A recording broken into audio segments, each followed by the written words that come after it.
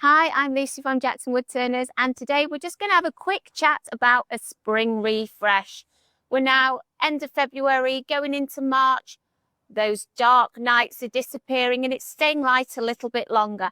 And here's just 5 quick things that you can do to your home just to give it a bit of a spring refresh.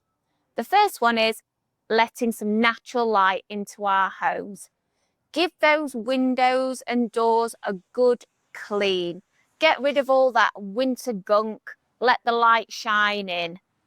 Open the windows in every room. Even if it's just for 5 to 10 minutes each day, a little bit of fresh air makes the world of difference. Number 2, bring the outdoors in. Get some fresh flowers in the house. Tulips and daffodils make everyone smile.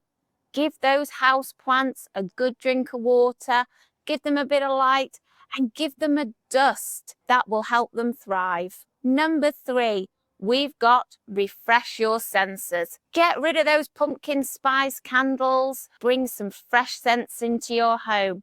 Some cool cottons, some linen candles will make all the difference. The shops are packed full of Easter decorations, so why not pop on a spring wreath on your door? Number 4, let's lighten some textiles in the house. Let's get down those big, thick winter curtains, bring in some fresh cottons, some linen materials. Change the cushion covers on your sofa.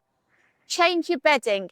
Go down a tog or two on that duvet. It'll make a massive difference. And at number 5, let's clean out those most used spaces, usually your hallway. Let's pack away those winter coats and boots, tidy away the umbrellas, and put your scarves and gloves in a box, all ready for next winter. Let's give that hallway a good old spring clean.